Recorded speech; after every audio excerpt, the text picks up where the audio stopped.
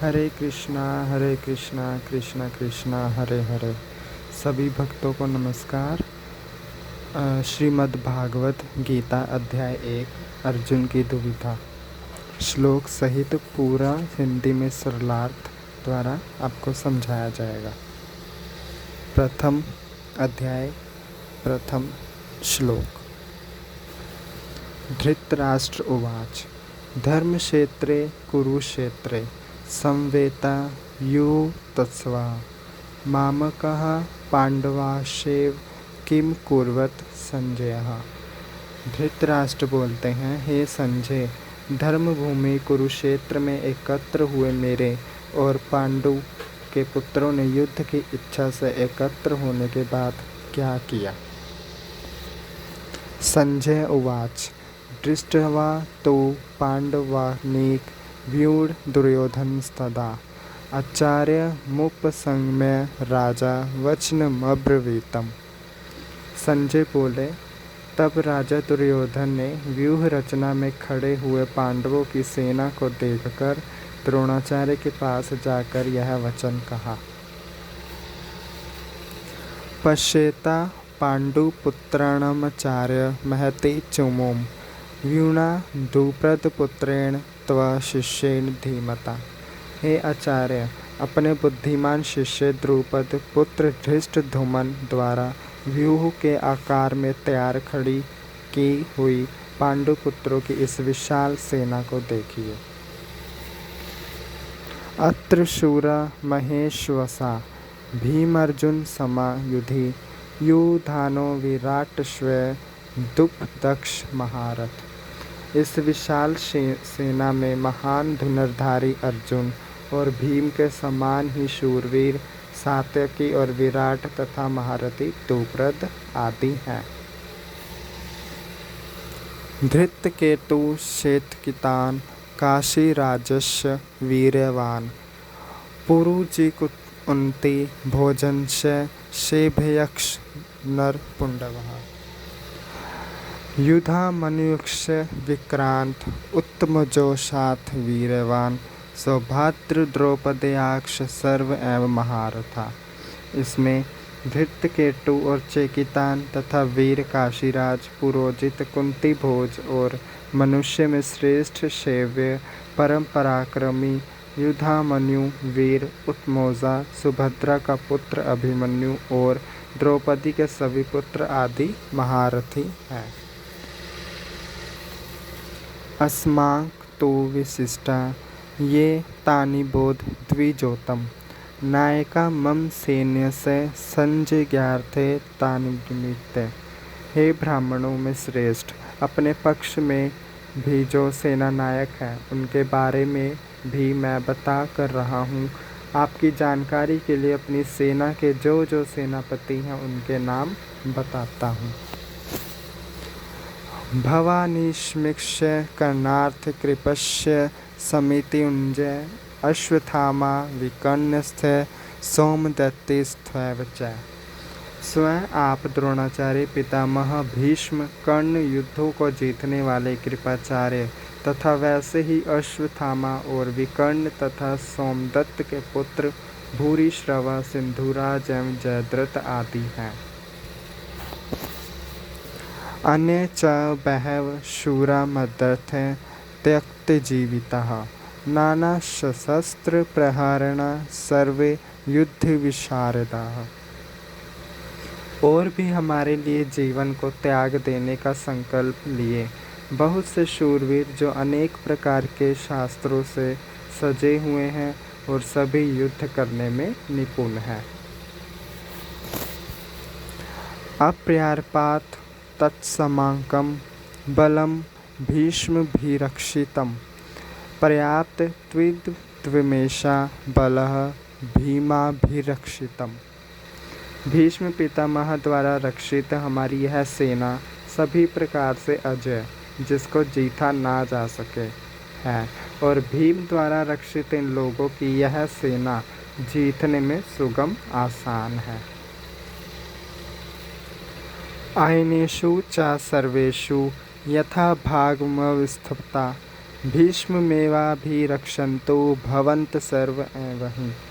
इसलिए सब मोर्चों पर अपनी अपनी जगह पर स्थित रहते हुए आप लोग निसंदेह बिना संदेह के भीष्म पितामह की ही सब प्रकार से रक्षा करें। दोनों सेनाओं की शंख ध्वनि का वर्णन हुआ। तत्से संजय नाहर्ष कुरु वृद्धा पितामह सिंहनाद विद्यानोच शंख दद्मो प्राप्तवान। इसके बाद कौरवों में सबसे बड़ी प्रतापी पितामह भीष्म ने दुर्योधन के हृदय में हर्ष उत्पन्न करते हुए तेज आवाज में सिंह की दहाड़ के समान गरज कर शंख बजाया। तत् शंखास्य भैरश्च पर्णवान् कंगोमुखा सहसे वाभ्यंत स शब्द तुमुत्सो भवतः। इसके बाद शंख, नगाड़े तथा ढोल, मृदंग और रणशिंग आदि अनेक प्रकार के वाद्य यंत्र अचानक एक साथ बज उठे। उनकी बहुत भयानक आवाज हुई। तत्श्वेते मुक्ते महति स्यनंदने स्थितो माधव पांडवश्चैव दिव्यो शंखो प्रधमतु। इसके साथ ही सफ़ेद घोड़ों वाले विशाल रथ में बैठे हुए श्री कृष्ण और धनंजय ने भी दिव्य शंख बजाए। पांजने दृष्टिकेशो देवदत्त धनुंजय पौंश्र धमो महाशंख भीमकर्मा विकोदरा। श्री कृष्ण ने पांजन्य नामक, अर्जुन ने देवदत्त नामक और भीष्म ने पौंड्र नामक महाशंख बजाया। अनंत विजय राजा कुंती पुत्र युधिष्ठिर नकुल सहदेवश्च सुघोम शनि पुष्पको। कुंती पुत्र राजा युधिष्ठिर ने अनंत विजय और नकुल और सहदेव ने सुघोष और मणिपुष्पक नामक शंख बजाए।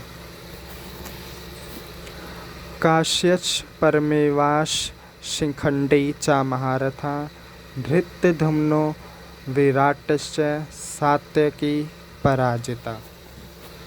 द्रुपदो द्रौपद्याश्च सर्वशः पृथ्वीपते सौभद्रश महाबाहु शंखनंदमु पृथक पृथक। हे धृतराष्ट्र, श्रेष्ठ धनुषधारी काशीराज और महारथी शिखंडी तथा धृष्टधुमन तथा राजा विराट, अजय कभी न हारने वाले सात्यकी और राजा द्रुपद, द्रौपदी के 5 पुत्रों और सुभद्रा के मजबूत भुजा वाले पुत्र, इन सभी ने अपने अपने शंखों को बजाया। संघोषो धार्तराष्ट्राणा दृष्ट्यानि व्यतरत नभश्च पृथ्वी चैव तुमुलो व्यंजनादयन्। उन भयानक आवाज़ों ने आकाश और पृथ्वी पर गूंजते हुए धृतराष्ट्र के पुत्रों के हृदय को चीरकर रख दिया। अर्जुन उवाच में कहा गया, अथ व्यवस्थिताना निधिष्ठा धार्तराष्ट्रान् कपिध्वज प्रवृत्ते शस्त्र संपाते धनुर्धमे पांडवः। ऋषिकेश तदा वाक्यमिदमाह महीपते सैन्य रुक्षमौर्य मध्य रथ स्थाप्य मच्युतः।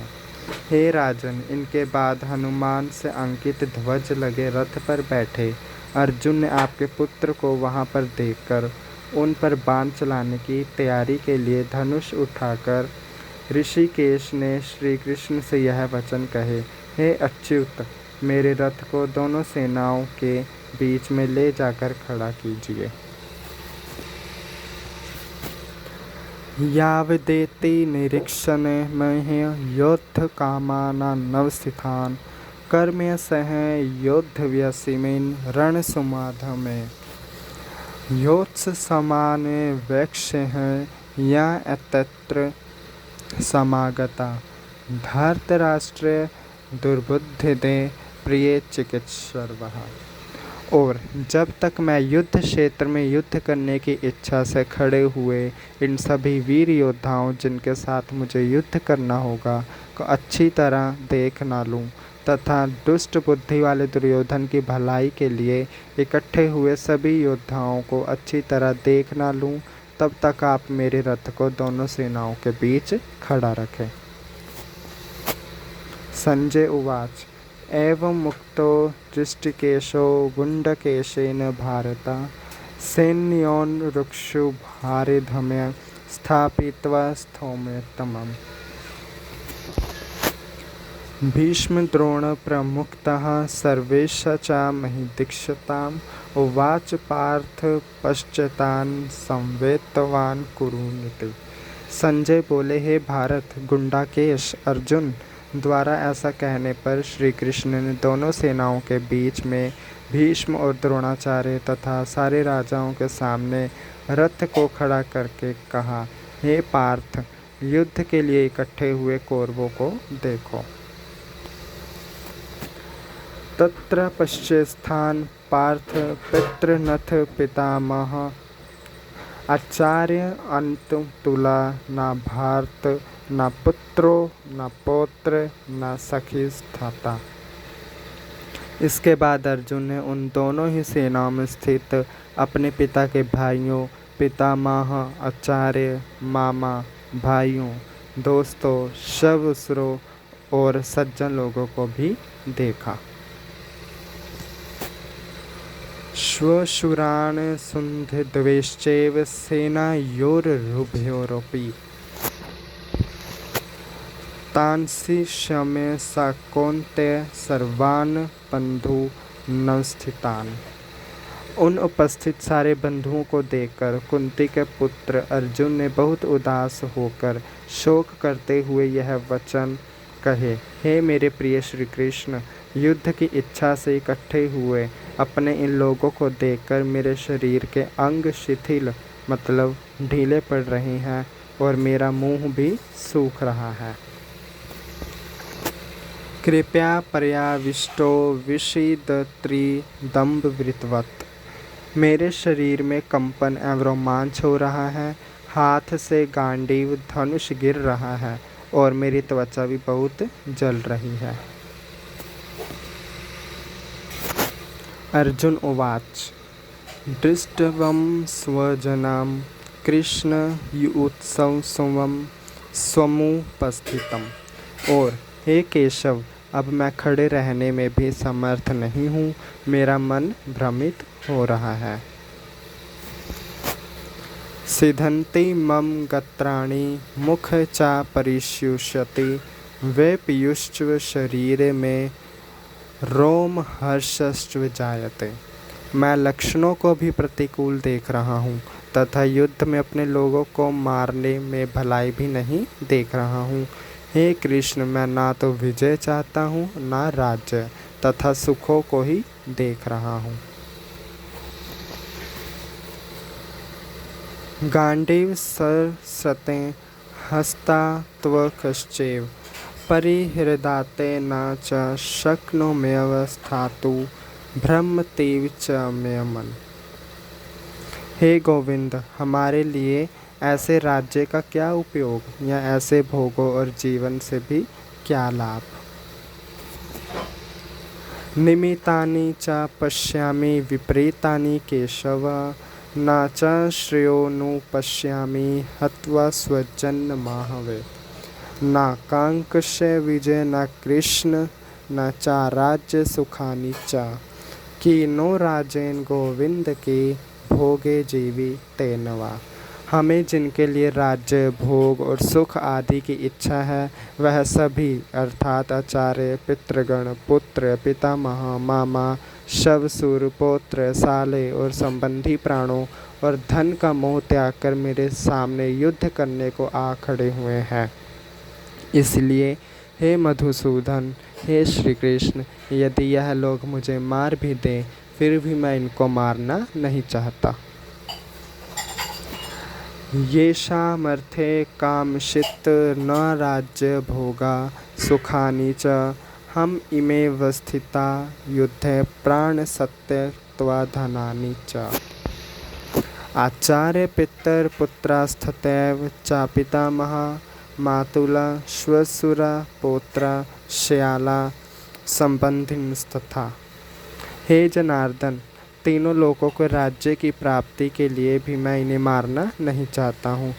फिर पृथ्वी के राज्य के लिए तो कहना ही क्या, धृतराष्ट्र के पुत्रों को मारकर हमें क्या सुख प्राप्त हो सकता है। एतान हन्तुमिच्छामि घ्रतोऽपि मधुसूदन, आप त्रिलोक राज्य से हेतो की न मही कृत। निहत्य धातराष्ट्रान् कप्रीति सयान् जनार्दन, पापमेवाश्रयेद्यस्मान् हत्य त्वमानि स्थयन्। तस्मान्नः व्यहन्तु धार्तराष्ट्र न स्वबन्धवान्, स्वजन ही कथ्य हत्वा सुखी श्याम माधवः। हे माधव, इन अत्याचारियों को मारकर हमें पाप ही लगेगा, इसलिए अपने संबंधी धृतराष्ट्र के पुत्रों को मारना हमारे लिए उचित नहीं है, क्योंकि अपने ही प्रिय लोगों को मारकर हम कैसे सुखी होंगे। इन लोगों को मारने से हम केवल पाप के ही भोगी होंगे। कथ न ज्ञ मया समाभि पापादसनानि वर्तितुं, कुल क्षेत्रे कृत दोष प्रपश्यति जनार्दन। कुल श्रेय प्रणश्यन्ति कुल धर्मा सनातना, धर्म नष्टे कुल कृत्स्न मार्धमो भी भव्यत। हे जनार्दन, हालांकि लोभ से भ्रष्ट बुद्धि हुए यह लोग कुल के नाश से उत्पन्न दोष और मित्रों से विरोध करने में पाप को नहीं देख रहे हैं, परंतु हमें तो कुल के नाश से उत्पन्न होने वाला दोष अच्छी तरह दिखाई पड़ रहा है। इसलिए हे जनार्दन, कृष्ण इस पाप से दूर रहने के लिए क्यों नहीं विचार करना चाहिए। अधमार्भिव भक्त कृष्ण प्रदुष्यन्ति कुल स्त्रीषु दृष्टासु वार्ष्य जायते वर्ण संकर। कुल के नाश से सनातन पुराने चले आ रहे कुल धर्म नष्ट हो जाते हैं। धर्म का नाश होने पर सारे कुल में अधर्म पाप बहुत फैल जाता है। संकरो नरकाएव कुलाघाना कुलस्य च पतन्ति पितरो होशा लुप्त पिंडो तक क्रिया। हे कृष्ण, अधर्म के अधिक बढ़ जाने से कुल की स्त्रियां भी भ्रष्ट हो जाती हैं और स्त्रियों के भ्रष्ट होने से वर्ण संकर अर्थात विभिन्न जातियों का मिश्रण हो जाता है। वर्ण संकर कुल के नाश करने वालों को और कुल को नरक में लेकर जाते हैं। श्राद्ध और तर्पण से वंचित इनके पितृ पूर्वजों की आत्माएं अधोगति दुर्दशा को प्राप्त होते हैं। दोषे रेते कुलघाना वर्ण संकर हरेक, उत्साह धनते जाति धर्मा कुल धर्मा शाश्वता। इस वर्ण संकर दोषों से कुल का नाश करने वालों का सनातन कुल धर्म और जाति धर्म नष्ट हो जाता है। उत्सवन कुल धर्माणा मनुष्याना जनार्दन, नरके नियत वासो भवति तेनुश्चुसमः। हे जनार्दन कृष्ण, जिनका कुल धर्म नष्ट हो गया है ऐसे मनुष्य अनिश्चित काल तक नरक में रहते हैं, ऐसा हम सुनते आए हैं। अहो बत महत्व पाप कर्तु व्यवस्थिता वयम, यद्राज्यो सुख लोभेन हंतु स्वजन मधुमता। कितने शोक का विषय है कि हम लोग बुद्धिमान होकर भी महान पाप करने को तैयार हो गए हैं, जो राज्य और सुख के लोभ से स्वजनों अपने लोगों को मारने के लिए तैयार हो गए हैं। यदि माम प्रतीक कारमशस्त्र शस्त्र पाण्यम, धर्तराष्ट्र रणे हनुसतनमे श्रेतम तरम भवेतम। यदि मुझ शास्त्रों से रहित बिना शस्त्र वाले और सामना न करने वालों के शास्त्रों को हाथ में लिए हुए धृतराष्ट्र के पुत्र युद्ध में मार डाले तो वह मरना भी मेरे लिए कल्याणकारी होगा। संजय उवाच एव मुक्ताम अर्जुन सुखय रथोपस्य उपाविशत विसृज संशर चाप शोक संविग्रामन से। संजय बोले, युद्ध के मैदान में दुखी मन वाले अर्जुन इस प्रकार कहकर बाण सहित धनुष को रणभूमि में छोड़कर रथ के पिछले हिस्से में जाकर बैठ गए। यहीं पर हमारे आज की गीता में अध्याय 1 पूर्ण रूप से समाप्त होता है। ओम तत्सदिति श्रीमद्भागवत गीता सुपनिषत्सु ब्रह्म विद्याया योग शास्त्रे श्री कृष्ण अर्जुन संवादे अर्जुन विषाद योगो नाम प्रथमो अध्याय समाप्यते।